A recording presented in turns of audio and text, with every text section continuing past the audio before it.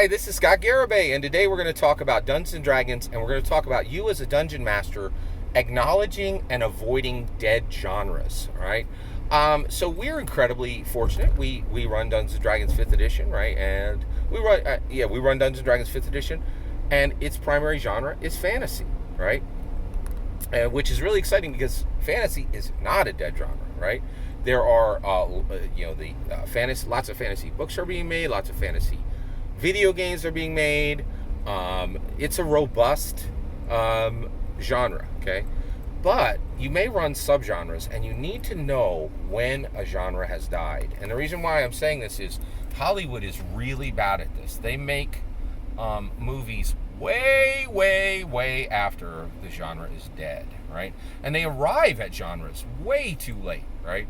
So two of them that I think are really specific, and I want to point these out to you so that you can start looking at your subgenre for your fantasy game, or if you're, I'm running a game right now where it's Dungeons and Dragons.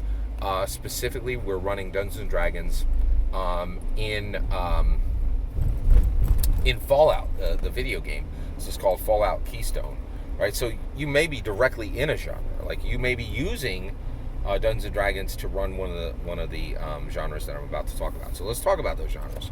So what are two examples of completely dead genres? Espionage. Espionage is a fully dead genre, right? So basically, these movies don't make any sense anymore. They do not make any sense anymore at all, right? And the reason why is Hollywood has no ability to make these films. So one, if you're going to do you can do period pieces. But you can't make a modern espionage film, right? And the reason why is watch it carefully, right? You're like, I know you're like, oh, wait a sec, Scott, Mission Impossible's coming out. Yeah, take a look, right? What did Tom Hanks do in his last Top Gun Maverick movie? Who was the enemy? Unnamed. So they made a movie about the U.S. military who has the ability to find men and women who have the courage to go and slaughter America's enemies whenever it is needed. But Hollywood couldn't find a single director who even had the courage to name an American enemy. Cowards. Unbelievable, right? And it's going to be the same thing in Mission Impossible. It'll be Ethan Hunt against who? I don't know. Some shadowy figure in Krasnogran, like it's some stupid made-up European name, right? Like that is not a real country, right?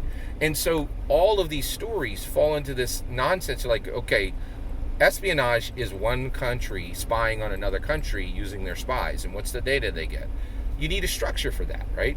Well, if you can't even name a country, you can't tell that story. So espionage genre is 100% dead, right? And you're like, well, Scott, wait a second. Mission Impossible is still doing great. It is doing great. You know why? Those aren't espionage movies. Those are Tom Cruise movies. Tom Cruise movies do great, right? The genre of Tom Cruise movie is very much alive, but the genre of espionage movie is not, right? Also, look at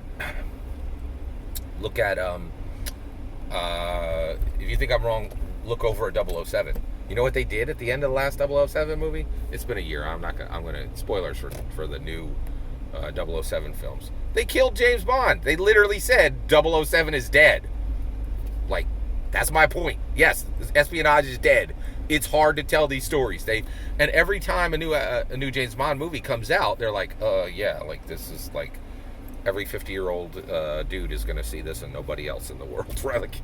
And it's a problem. It's a very serious problem, right? Here's the next genre that is dead. Anti-hero supers, right? The Boys, Invincible, Jupiter Ascending, Watchmen, the new series, right? All these things are useless junk, right? They don't make any point. And here's why. Watchmen came out, the real Watchmen. I think it came out in the mid-'80s, right? The comic book. It was brilliant, like anti-hero supers, right? First of all, Hollywood didn't touch it for 2 decades, right? So by the time they arrived at this genre had been running full steam in comics for 20 years, right? They arrived and they bring Watchmen, and it was completely irrelevant and highly forgotten, right? And did not make $1 billion because it was completely useless, right? So the question of what happens when you take a regular superhero and make him gritty and show all the terrible things you do? Well, you You could chop the movie budget in half. That's the first thing that happens. You could chop the movie box office in half. That's the first thing that happens. And then in addition to that, you what else do you get? Basically, you get villains who you're calling heroes, right? And so you get villains versus villains, right? And this is old as the hills, and it's stupid, and it's not necessary anymore, right? So first of all, don't run either one of these in Dungeons and Dragons. Don't run a D&D 5e anti-hero super, and don't run espionage. It's going to fail because these genres are dead. Hollywood doesn't know it, and I think a few of you don't know that some genres are dead. So when you choose your Dungeons & Dragons 5th edition subgenre, make sure it's alive, right? And do not run in dead genres. It's happening a lot in Hollywood. It should not be happening in our games. Well, that's my opinion. I'd love to hear your thoughts. Let me know in the comments below. Please consider liking and subscribing, and have a wonderful millennium.